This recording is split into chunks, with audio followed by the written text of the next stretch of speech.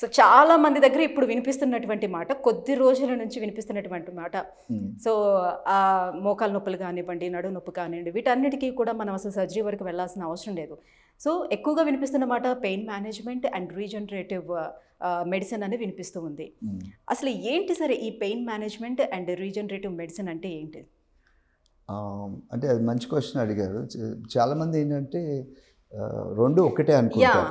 అందరు దృష్టిలో ఉన్నది ఈ రెండు ఒకటేనేమో అని పెయిన్ మేనేజ్మెంట్ సెంటర్స్కి ఎక్కువగా వెళ్తూ ఉన్నారు కదా. పెయిన్ మేనేజ్మెంట్, రీజనరేటివ్ మెడిసిన్ రెండు ఒకటే అని అనుకుంటారు. బేసిక్లీ ఫండమెంటల్ డిఫరెన్స్ ఏంటంటే పెయిన్ మేనేజ్మెంట్ అంటే మనం ఉన్న పెయిన్ని తగ్గిస్తున్నాం. రీజనరేటివ్ అంటే ఏంటంటే పెయిన్ ఎందుకు వచ్చింది, దాన్ని ఎలా హీల్ చేస్తున్నాం. సో ఒకటేంటంటే రూట్ కాజ్ని వెళ్ళి దాన్ని బాగు చేయటం, అది రీజనరేటివ్ మెడిసిన్. పెయిన్ మేనేజ్మెంట్ అంటే పెయిన్ని తగ్గించడం. పెయిన్ తగ్గించడం అంటే ఉన్నది బాగు చేయక్కర్లేదు పెద్దాక. కొన్నిసార్లు ఏంటంటే మందులు ఇచ్చి కూడా పెయిన్ మేనేజ్మెంట్ చేయవచ్చు, ఇంజెక్షన్లు ఇచ్చి ఆపొచ్చు కొంతసేపు పెయిన్ని. అంతేగాని ఆ ప్రాబ్లమ్ని హీల్ చేస్తారు అని లేదు ఆల్ ద టైమ్. సో అందుకని ఆ రెండింటికి చాలా డిఫరెన్స్ ఉంటుందండి. మనం నార్మల్గా కమ్యూనిటీలో ఏంటంటే ఒకటే వర్డ్ వాడేస్తున్నారు. సో అది డిఫరెన్స్ బేసిక్లీ. సో ఈ రీజనరేటివ్ మెడిసిన్ అనేది సెపరేట్ ఫీల్డ్ అనమాట. It's a subsection. Regenerative orthopaedics అంటాం మనం మాట్లాడేది మెయిన్లీ. రీజనరేటివ్ ఆర్థోపెడిక్స్ అంటే ఎనీథింగ్ ఎన్ ఆర్థోపెడిక్ కండిషన్ మన బాడీలో ఉన్నప్పుడు దాన్ని రీజనరేట్ చేస్తూ ఇంప్రూవ్ చేస్తూ, సర్జరీ లేకుండా. ఇది అన్ని కేసెస్లో కాదు, కొన్ని కేసెస్కి సర్జరీ కావాలి, కొన్ని సర్జరీ అవసరం లేని కేసెస్ ఉంటాయి, వాటిని కూడా బాగు చేయవచ్చు అనమాట. అది రీజనరేటివ్ మెడిసిన్. పెయిన్ మెడిసిన్ అంటే ఏంటంటే ఎక్కడ పెయిన్ ఉన్నా, ఇప్పుడు పెయిన్ షోల్డర్ అంటే టెంపరరీ రిలీఫ్ ఇస్తుందా పెయిన్ మేనేజ్మెంట్లో?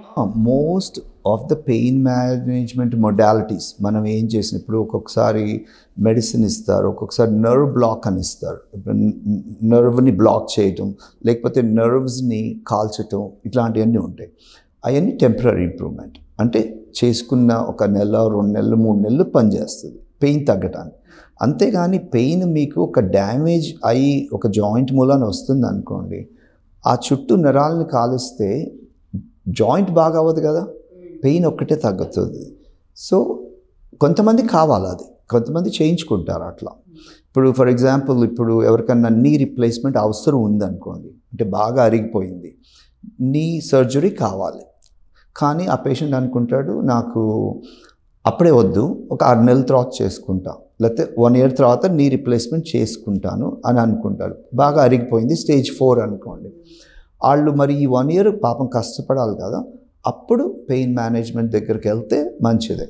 ఎందుకంటే పెయిన్ మేనేజ్మెంట్ వాళ్ళు ఆ నర్వ్స్ అని ఉంటాయి, జెనిక్యులర్ నర్వ్స్ అని అట్లా ఉంటాయి, వాటిని కాల్చవచ్చు. కాల్స్ మూలన అంటే నర్వ్స్ని బర్న్ చేసేస్తే ఇన్ ఫ్యూచర్లో ఏమీ ప్రాబ్లం రాదా? బ్లడ్ సర్క్యులేషన్ అదంతా ఎట్లా ఉంటుంది. కాకపోతే ఆ పేషెంట్ ఆల్రెడీ ఆపరేషన్కి వెళ్దామని డిసైడ్ అయ్యాడు కదా, సో ఆ జాయింట్ పాడు అయినా పర్లేదు ఇప్పుడు, ఎందుకంటే ఆపరేషన్కి వెళ్తున్నానని. అలాంటి పేషెంట్స్ వెళ్ళి ఆ రేడియో ఫ్రీక్వెన్సీ అనే ప్రొసీజర్స్ ఉంటాయి, అవి చేయించుకోవటం తప్పులేదు. ఎందుకంటే నాకు ఒక 6 నెలలు రిలీఫ్ వస్తుంది, తర్వాత ఆపరేషన్ చేసుకుంటాను. అది ఓన్లీ ఆపరేషన్కి వెళ్ళే పేషెంట్స్ కావాలి. మామూలు పేషెంట్స్, ఇప్పుడు మీకు నాకు నొప్పి వచ్చింది అనుకోండి, ఇప్పుడు ఏదైనా కట్ అయింది అనుకోండి, నాకు అది కట్ అయినది బాగా అవ్వాలి, కానీ నాకు నొప్పి తెలియకుండా నర్వ్స్ కాల్చుకోకూడదు కదా. సో అలాంటివి చేయకూడదు, అర్థమైందా? ఇప్పుడు అది బాగా అవ్వాలంటే రీజనరేటివ్ మెడిసిన్. సో ఆ డిఫరెన్స్ ఉంది. బాగా అవ్వటానికి రీజనరేటివ్ మెడిసిన్, టెంపరరీ ఇంప్రూవ్మెంట్ కావాలంటే పెయిన్ మేనేజ్మెంట్. సో రెండు సపరేట్.